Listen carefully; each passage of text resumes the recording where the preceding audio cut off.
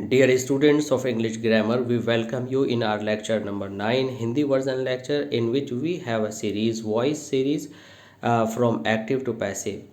Students, आज के इस लेक्चर में हमारा टॉपिक है present and past continuous tenses based passive voice सीखना। इस सीरीज़ में आप प्रीवियस लेक्चर्स में काफ़ी कुछ जान चुके हैं, जिसमें हमने सब्जेक्ट को आइडेंटिफाई करना, ऑब्जेक्ट को आइडेंटिफाई करना, टेंसेस को आइडेंटिफाई करना और पैसिव वॉइस में उनकी हेल्पिंग वर्ब्स को यूज़ करना हमने आपको सिखाया था।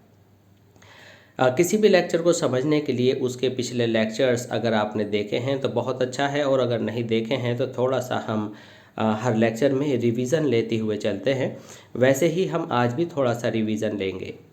हमने लेक्चर नंबर 8 में आपको कुछ complicated structures of past and present base आपको सिखाए थे। कॉम्प्लिकेटेड स्ट्रक्चर्स थे इंटरोगेटिव सेंटेंस से रिलेटेड, और आपने उसमें बहुत कुछ जाना। आइए, आज हमारा टॉपिक है प्रेजेंट कंटिन्यूअस और पास्ट कंटिन्यूअस के जितने भी हमारे सेंटेंसेस हैं, इन दोनों टेंसेस पर उनको एक्टिव वॉइस से पैसिव वॉइस में ट्रांसफॉर्म करना आज आप सीखने जा रहे हैं।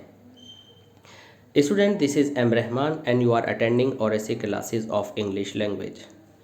And if you like our lectures, please don't forget to subscribe our channel Oracy Classes of English Language, and please don't forget to like and share and comment।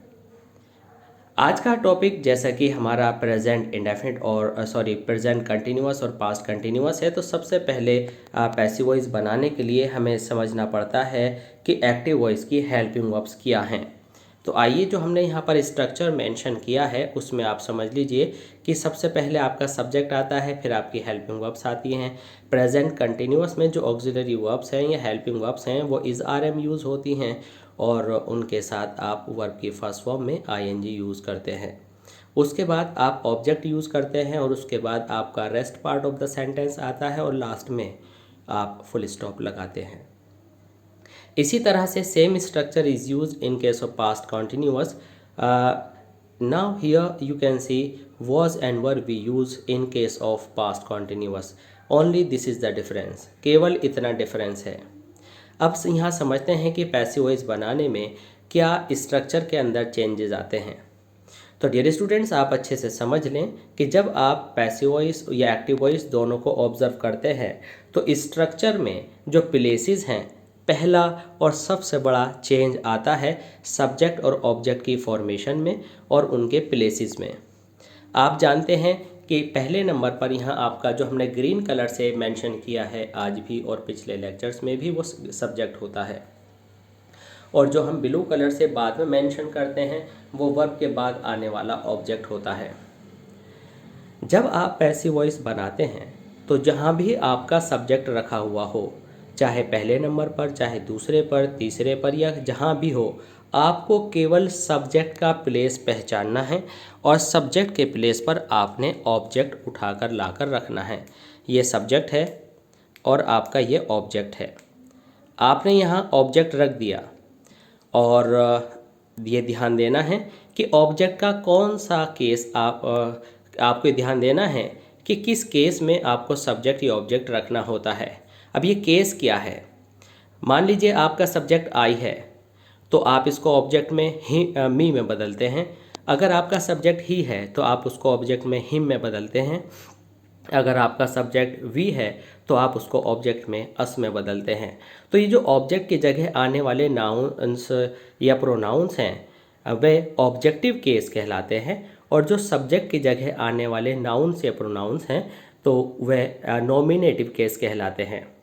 अब देखिए, ये जगह तो सब्जेक्ट की है जहाँ पर हमने ग्रीन कलर से सब्जेक्ट लिखा है, और ये ऑब्जेक्ट है, तो ऑब्जेक्ट ऑब्जेक्ट ही रहेगा। लेकिन ऑब्जेक्ट जब सब्जेक्ट की जगह पर आकर रखा जाएगा तो ये सब्जेक्ट की सूरत में लिखा जाएगा, सब्जेक्ट की शक्ल में लिखा जाएगा, लेकिन ये ऑब्जेक्ट ही रहेगा। जैसे मान लीजिए यहाँ से यहाँ हिम लिखा था, आपने हिम उठा करके आप सब्जेक्ट की प्लेस पर लाए, तो आपको ही नॉमिनेटिव केस मीन्स सब्जेक्ट की सूरत में लिखना पड़ेगा। फिर आप जो यहाँ पर कुछ लेकर के आए हैं नाउन या प्रोनाउन, उसकी जगह पर आपको यहाँ suitable helping verb find out करनी होगी। अगर प्रेजेंट कंटिन्यूअस की सीरीज़ है तो इज आर एम में से कोई एक, और पास्ट कंटिन्यूअस है तो वॉज वर में से कोई एक। उसके बाद आपको जिस भी सेंटेंस के अंदर, जिस भी टेंस के अंदर आईएनजी वाला हो, आपको यहाँ बीइंग लगा देना है। आप ऐसे भी समझ सकते हैं कि वर्ब, जैसे कि मान लीजिए गिविंग है तो गिविंग का आईएनजी काटकर यहाँ बीइंग में बदल देना है और वर्ब की फर्स्ट फॉर्म को थर्ड फॉर्म में बदल देना है। तो उदाहरण के तौर पर आप ये समझ लीजिए कि अगर आपको दे रखा है गिविंग तो आप लिखेंगे बीइंग गिवन। अगर आपको लिख रखा है टीचिंग तो आप लिखेंगे बीइंग टॉट। अगर आपको दे रखा है कॉलिंग तो आप लिखेंगे बीइंग कॉल्ड। उसके बाद सारा सेंटेंस का पार्ट उतारेंगे और बाय के बाद जो आपका ये सब्जेक्ट होता था इसे आप बाद में लिखेंगे बाय सब्जेक्ट। लेकिन ये सब्जेक्ट ऑब्जेक्टिव केस में लिखा जाएगा। ऑब्जेक्टिव केस का मतलब है कि ही था तो हिम में लिखा जाएगा, शी था तो हर में। इसी तरह से आपके प्रोनाउंस बदल जाएंगे, लेकिन नाउन एक जैसे ही रहते हैं। इस स्ट्रक्चर के बाद अब हम यहाँ पर देखते हैं अपने एग्जाम्पल्स को, और एग्जाम्पल्स के द्वारा सीखते हैं कि कैसे प्रेजेंट कॉन्टिन्यूअस और पास्ट कॉन्टिन्यूअस के एक्टिव वॉइसेस को पैसिव वॉइस में हम बदलते हैं। तो जितने भी इक्वल के बाद लिखे हुए ये सेंटेंसेस हैं ये सब पैसिव वॉइस हैं। She is giving sweets to the children today. She is giving sweets, तो सबसे पहले हमने आइडेंटिफाई करना है कि सब्जेक्ट क्या है, ऑब्जेक्ट क्या है और वर्ब क्या है। तो ग्रीन कलर वाला आपका सब्जेक्ट है, ब्लू कलर वाला आपका ऑब्जेक्ट है, और rest part of the sentence black colour में है। जब आप पैसिव वॉइस बनाते हैं तो आपको एक चेंज करना पड़ता है, मेजर चेंज, कि आपको जो ऑब्जेक्ट है उसे सब्जेक्ट की प्लेस पर रखना होता है और सब्जेक्ट को बाय के द्वारा ऑब्जेक्टिव केस में लास्ट में लगाना होता है। अब आपके पास यहाँ दो ऑब्जेक्ट्स हैं, एक स्वीट्स और एक चिल्ड्रन। स्टूडेंट, जब आपकी वर्ब गिविंग यूज़ होती है तो गिविंग होती है यूज़, और आपके पास दो ऑब्जेक्ट्स होते हैं, एक लिविंग और एक नॉन लिविंग। तो जो ये स्वीट्स है ये निर्जीव है और ये जो चिल्ड्रन है ये सजीव है। तो सजीव ऑब्जेक्ट को इनडायरेक्ट ऑब्जेक्ट कहते हैं और निर्जीव को डायरेक्ट ऑब्जेक्ट कहते हैं। तो अगर आपको निर्जीव एक्टिव हो या पैसिव बाद में अगर आपको सजीव एक्टिव में या पैसिव में बाद में लगाना हो तो टू आपको एक्स्ट्रा लगाना पड़ता है, और अगर आपको निर्जीव पहले लगाना हो तो आपको कोई प्रीपोजिशन नहीं लगानी पड़ती। यही सेंटेंस ऐसे भी लिखा जा सकता था, she is giving the children sweets. तो अगर आप जो है चिल्ड्रन पहले लिखते तो फिर आपको टू लगाने की आवश्यकता नहीं थी। तो यहाँ पर आपने क्या सीखा कि आपके दो ऑब्जेक्ट्स हैं, आप इन दोनों ऑब्जेक्ट्स में से कोई सा भी ऑब्जेक्ट चूज़ कर सकते हैं बिगिनिंग में लिखने के लिए। हमने यहाँ पर पहले नॉन लिविंग ऑब्जेक्ट यहाँ पर लिया है जो कि प्लूरल है। अब हमने क्या किया, हमने शी की जगह स्वीट्स लिख लिया। स्वीट्स शी के लिए इज़ था, स्वीट्स के लिए आर है। तो यहाँ पर देख रहे हैं स्वीट्स आर, गिविंग की आईएनजी बीइंग में लग गई है, और जो बची वर्ब गिव उसको हमने थर्ड फॉर्म गिवन में कर लिया, सारा पार्ट हमने उतार दिया, और जो सब्जेक्ट था उसको बाय हर हमने लास्ट में ऑब्जेक्ट के तरह से उसको बाय के साथ लिख दिया। अब दूसरा हमारा जो टाइप है इसमें हमने जो सजीव ऑब्जेक्ट था उसको चिल्ड्रन के रूप में पहले लिया, द चिल्ड्रन। चिल्ड्रन के लिए भी आर लगा, being given sweets today bye हर। इसके बाद आपके पास एग्जाम्पल नंबर 2 है, आप इसको ध्यान से देखिएगा। Are you flying kites on the roof. अब आपने पहचाना कि यू सब्जेक्ट है, काइट्स ऑब्जेक्ट है, तो आर हेल्पिंग वर्ब की जगह हेल्पिंग वर्ब रही। ये इत्तेफाक है, ये बाई चांस है कि यू के लिए भी आर आ रहा था, काइट्स के लिए भी आर आएगा। अगर सपोज़ करिए यहाँ पर काइट्स की जगह काइट होता तो आपको इज़ लगाना पड़ता।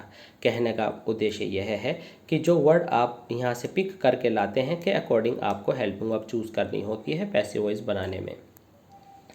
इस तरह से जो फ्लाइंग वर्ब है उसको आपने दो हिस्सों में तोड़ा, आईएनजी को बीइंग बनाया और फ्लाई का थर्ड फॉर्म फ्लोन बनाया। तो यहाँ पर हमने देखा आर काइट्स बीइंग फ्लोन, और बाकी का बचा हुआ sentence on the roof by you. इसके बाद आपका example number 3, why were they showing off their wealth in the function. तो अब आपको चूज़ करना है, इस सेंटेंस में हमने सारा होल सेंटेंस ब्लैक कलर में लिखा है और हमने कहीं भी ये इंडिकेट नहीं किया कि कहाँ सब्जेक्ट है और कहाँ ऑब्जेक्ट है, क्योंकि पिछले लेक्चर से हम कंटिन्यूअसली इंडिकेट करते चले आ रहे हैं। अब आपको थोड़ा सा अपना विजडम लगाना होगा। अब हमारा ये सेंटेंस है, why is their wealth being shown off तो आपने पहचानना है कि इसके अंदर सब्जेक्ट क्या है और ऑब्जेक्ट क्या है। तो आपने पाया कि दे आपका सब्जेक्ट है और देयर जो वेल्थ है, देयर वेल्थ, वो ऑब्जेक्ट है। तो अब आप क्या करेंगे कि दे की जगह आप देयर वेल्थ यहाँ लेकर आएंगे और देयर वेल्थ के लिए आपने हेल्पिंग वर्ब यहाँ पर यहाँ जो है स्टूडेंट्स ये पास्ट में है तो आपने यहाँ पर वॉस करना है, आपने यहाँ पर वॉस करना है, क्योंकि अगर पास्ट में है तो आपको पास्ट में रखना है और अगर प्रेजेंट है तो आपको प्रेजेंट में रखना है। तो क्या देखा हमने कि हम यहाँ पर ऑब्जेक्ट लेकर के आए देयर वेल्थ, जो कि हमने सब्जेक्ट के स्थान पर रखा, ये सिंगुलर था इसलिए हमने यहाँ पर वॉस कर दिया। इसके बाद हमने थर्ड फॉर्म किया, शोइंग में से ING निकाल कर बीइंग किया और जो शो फर्स्ट फॉर्म बची उसको थर्ड फॉर्म बना दिया। तो ये जो ऑफ है ये शो का हिस्सा है। अगर कोई भी प्रीपोजिशन पार्टिकल के रूप में लगकर वर्ब के साथ आती है तो स्टूडेंट्स वो वर्ब का हिस्सा मानी जाती है, इसलिए हमने ऑफ को भी रेड कलर में लिखा है। उसके बाद इन द फंक्शन सारा रेस्ट पार्ट बचा हुआ हिस्सा है सेंटेंस का और सब्जेक्ट का हमने बाय देम लास्ट में लिखकर पूरा कर दिया। इस तरह से हमारा पैसिव वॉइस हुआ, why was there wealth being shown of in the function by them. अब हमारे पास अगला एग्जाम्पल है, who is searching for good books in the library. अब इसी तरह से जैसे ऑफ शॉन के साथ लगा था वैसे ही सर्चिंग के साथ यहाँ फॉर लगा है। तो सर्च फॉर का मतलब होता है तलाश करना। अब यहाँ पर जो स्ट्रक्चर है सेंटेंस का वो हमारे लेक्चर 8 की तरह से हमने यहाँ पर इंटेरोगेटिव प्रोनाउन को एक सब्जेक्ट और ऑब्जेक्ट की तरह से यूज़ करना आपको सिखाना है ताकि कोई कन्फ्यूज़न आपके माइंड में ना रहे। तो हु यहाँ सब्जेक्ट का काम कर रहा है और हमने आपको बताया था कि जब हु सब्जेक्ट होता है तो उसको बाय हुम में बदल देते हैं। तो सबसे पहले हमने हु को बाय हुम में बदला और आपको हमने डिटेल से बताया था पिछले लेक्चर्स में कि हु के साथ बाय क्यों लगता है और ये बिगिनिंग में क्यों आता है। इसके लिए आप लेक्चर नंबर 8 देखें।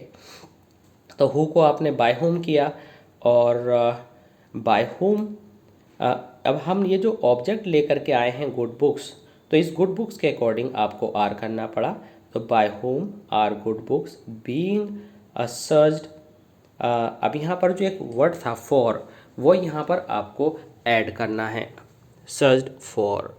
तो सर्च फॉर, चूँकि फॉर जो है सर्च का पार्ट है इसलिए आपको रेड कलर से इंडिकेट करना है, हमने करके दिखाया है। जबकि एग्जामिनेशन में तो आप ब्लू कलर से लिखेंगे तो वहाँ कोई प्रॉब्लम नहीं है। इन द लाइब्रेरी क्वेश्चन मार्क। तो इस तरह से आपने देखा कि जब हमारे जो वर्ब्स हैं जो फ्रेजेस में होती हैं या फ्रेजल वर्ब्स कहलाती हैं तो उनके प्रीपोजिशन जो कि अपने आप में एडवर्ब हैं वो रेड कलर से वो जो है आपको प्रीपोजिशन के साथ लिखनी होती हैं। तो हमारा यहाँ पर फाइनली आंसर है by whom are good books being searched for in the library. After this what were you reading there, what were you reading there. अब यहाँ पर हमें यह पहचानना है कि अब हमने देखा कि रीडिंग के बाद तो कोई ऑब्जेक्ट है ही नहीं, तो ये जो व्हाट है ये अपने आप में ऑब्जेक्ट है। अब व्हाट ऑब्जेक्ट है और ऑब्जेक्ट हमें बाय चांस बिगिनिंग में ही रखा हुआ मिल गया इसलिए हमने इसको यहाँ ब्लू कलर से दिखाया है। और जब आपका ऑब्जेक्ट बिगिनिंग में ही आ गया तो आपको पिक करके लाना नहीं है, तो ऑब्जेक्ट के अकॉर्डिंग ही आप हेल्पिंग वर्ब चूज़ करते हैं। तो व्हाट सिंगुलर है इसलिए आपने लिखा what was being read there by you. तो बीइंग हो गया रीडिंग के ING का, थर्ड फॉर्म रेड हो गया, देयर का देयर है और यू जो वर्ब से पहले लिखा था वो बाय पर चला जाता है, बाय यू क्वेश्चन मार्क। अब हमारे पास एक सेट ऑफ एग्जाम्पल्स इस दूसरे कॉलम में यहाँ पर मौजूद है, आइए इस पर भी निगाह डालते हैं। Whom were the teachers not teaching। अब यहाँ पर जब हम who पर निगाह डालते हैं तो हम देखते हैं कि टीचिंग के बाद कोई ऑब्जेक्ट नहीं है। तो जब हमने सर्च किया तो पता चला कि ये होम ही ऑब्जेक्ट है और होम ऑब्जेक्ट होने के साथ साथ क्वेश्चन भी है। तो क्वेश्चन होने की वजह से ये बिगिनिंग में लिखा गया और ऑब्जेक्ट होने की वजह से हमने इसको ब्लू कलर में हु लिखा। आप जानते हैं कि ही का हिम करते हैं तो हिम का ही करते हैं। अब अगर हिम ऑब्जेक्ट है तो सब्जेक्ट की जगह लाने पर आप ही करते हैं। वैसे ही आपने होम क्योंकि ऑब्जेक्ट था इसलिए उसको सब्जेक्ट में हु में चेंज किया। इसकी डिटेल्स लेक्चर 8 में हमने आपको समझाई है। तो हु सिंगुलर है, who was not being taught by the teachers. अब यहाँ पर हमने एक नई चीज़ आपको सिखाने की कोशिश की है कि नॉट अगर आ जाए या कोई भी एडवर्ब आ जाए जो नॉट की प्लेस पर लगता है तो उसको पैसिव वॉइस में कहाँ जगह मिलती है। तो ऑलवेज रिमेंबर, नॉट को, नेवर को, ऑलवेज को और जो जितने भी एडवर्ब्स हैं नॉट की प्लेस पर आने वाले उनको प्लेस स्टूडेंट्स बीइंग से पहले मिलती है। यहाँ पर आप लोग जो है बीइंग की इस स्पेलिंग को सही कर लेंगे। यहाँ पर एक ई सफिशेंट है, तो इस तरह से ये आपका बीइंग यहाँ पर सफिशेंट है। तो आपके पास क्या है कि whom were the teachers not teaching। तो whom का आपने क्या करना है, who करना है, और who का क्या करना है, by whom करना है। तो आपने क्या किया, आपने whom का who किया, who के साथ was किया क्योंकि पास्ट कॉन्टिन्यूअस में था, not आपका पहले आएगा, और टीचिंग के आईएनजी को काट कर बीइंग किया, टीच को थर्ड फॉर्म में किया, और बाय द टीचर्स क्योंकि जो टीचर्स है वो टीचिंग से पहले वर्ब से पहले है, तो जो वर्ब से पहले होता है वो बाय पर चला जाता है सेंटेंस के लास्ट में। अब एग्जाम्पल नंबर 7 पर थोड़ा ध्यान देते हैं। Example 7, how many boys were not observing you. तो यहाँ पर क्या है कि हाउ मेनी बॉयज़ जो है सब्जेक्ट का काम कर रहा है। इस हाउ मेनी के साथ बॉयज़ नाम का सब्जेक्ट जुड़ा है, तो सब्जेक्ट के साथ जब क्वेश्चन वर्ड जुड़ता है तो क्वेश्चन वर्ड भी सब्जेक्ट का हिस्सा बन जाता है। तो आपको ये लिखना था बाय द बॉयज़, बट इसके साथ हाउ मेनी एडजेक्टिव के रूप में जुड़ा है, तो आपने लिखना है by how many boys. Question word है इसलिए आपने पहले लिखा, और सब्जेक्ट है इसलिए आपने बाय लगाया, तो आपका फाइनली आंसर हुआ बाय हाउ मेनी बॉयज़। इसमें हमारा ऑब्जेक्ट यू है, यू वर्ब से पहले आ गया ऑब्जर्विंग से, तो यू के लिए भी वर्ब लगेगा, और नॉट भी है तो यू के बाद नॉट आएगा, बीइंग ऑब्जर्व्ड। इस तरह से हमारा आंसर बना by how many boys were you not being observed. तो यहाँ पर आप सीख गए हैं कि किस तरह से हम अपने क्वेश्चन वर्ड्स को, जो कि एक वर्ड में भी हो सकते हैं, जो कि फ्रेज में भी हो सकते हैं, वो सब्जेक्ट्स में हो तो किस तरह से यूज़ में लेने हैं, और ऑब्जेक्ट में हो तो किस तरह से आपको यूज़ में लेने हैं। आपको ये देखना होता है कि अगर आपका सब्जेक्ट क्वेश्चन वर्ड के साथ जुड़ा है तो क्वेश्चन वर्ड भी सब्जेक्ट की जगह काम में आता है, सब्जेक्ट के साथ का आप यूज़ करते हैं, और अगर आपके क्वेश्चन वर्ड के साथ ऑब्जेक्ट एडिड हो तो आप ऑब्जेक्ट को भी क्वेश्चन वर्ड में या क्वेश्चन वर्ड को ऑब्जेक्ट के साथ जोड़कर यूज़ करते हैं। अब हमारे पास अगला एग्जाम्पल है what is disturbing you, what is not disturbing you. अब यहाँ पर वॉट क्या है, वॉट सब्जेक्ट है, और ऑब्जेक्ट क्या है, जो वर्ब के बाद है यू। तो जो वर्ब के बाद है वो वर्ब से पहले आएगा, तो आपने यू ब्लू कलर में पहले लिख दिया। अब वॉट सब्जेक्ट है इसलिए बाई लगेगा, वॉट जो है क्वेश्चन वर्ड है इसलिए बिगिनिंग में लगा। अगर ये क्वेश्चन वर्ड नहीं होता तो सेंटेंस के पीछे लगता, तो अब ये बिगिनिंग में लगा बाय वॉट। अब जो आप यू बिगिनिंग में लेकर के आए हैं उससे पहले आपने हेल्पिंग वर्ब लगानी है। अब आप जानते हैं कि क्वेश्चन वर्ड और जो आप ऑब्जेक्ट को पिक करके लाए हैं नॉमिनेटिव केस में, आई मीन सब्जेक्ट के रूप में, तो उसके बीच में आपको हेल्पिंग वर्ब लगानी होती है। तो आप लिखते हैं by what are you not being disturbed question mark. तो इस तरह से आपने फाइनली आंसर दिया by what are you not being disturbed. तो स्टूडेंट्स, ये थी detailed study based on simple and complicated structures related to present and past continuous tense. I hope कि ये लेक्चर आपको पूरी तरह से समझ में आया होगा और आपके लिए बहुत ही यूज़फुल साबित होने वाला है। इसी सीरीज़ में आप अगले लेक्चर में देखेंगे कि परफेक्ट टेंस के प्रेजेंट परफेक्ट, पास्ट परफेक्ट या फ्यूचर परफेक्ट में कैसे आप एक्टिव वॉइसेस को पैसिव वॉइस में ट्रांसफॉर्म करते हैं। हमारे सारे लेक्चर्स को ऑब्ज़र्व करने के लिए प्लीज़ बने रहिए और ऐसे क्लासेस ऑफ इंग्लिश लैंग्वेज पर, और सब्सक्राइब कीजिएगा हमारे चैनल और ऐसे क्लासेस ऑफ इंग्लिश लैंग्वेज को। और अगर आपको हमारे लेक्चर्स अच्छे लगते हैं और आपको लगता है कि आप अपना पूरा सिलेबस हमारे लेक्चर्स के थ्रू पूरा कर सकते हैं, तो हमारे चैनल को प्लीज़ लाइक करना, शेयर करना और सब्सक्राइब करना मत भूलिएगा। हम अपने इस चैनल पर क्लास 10th, क्लास 9th और क्लास 11th और 12th के सारे जितने भी एकेडमिक से रिलेटेड ग्रामर के, राइटिंग सेक्शन के, लिटरेचर के लेक्चर्स हैं उन्हें प्रिपेयर कर रहे हैं और आपके एनुअल एग्जामिनेशन तक सारे लेक्चर्स आप तक कॉन्टीन्यूअस फॉर्म में पहुंचते रहेंगे। तो अपने सिलेबस को इजीली समझने के लिए और प्राप्त करने के लिए प्लीज़ हमारे चैनल को सब्सक्राइब ज़रूर कीजिएगा और लाइक ज़रूर कीजिएगा। धन्यवाद।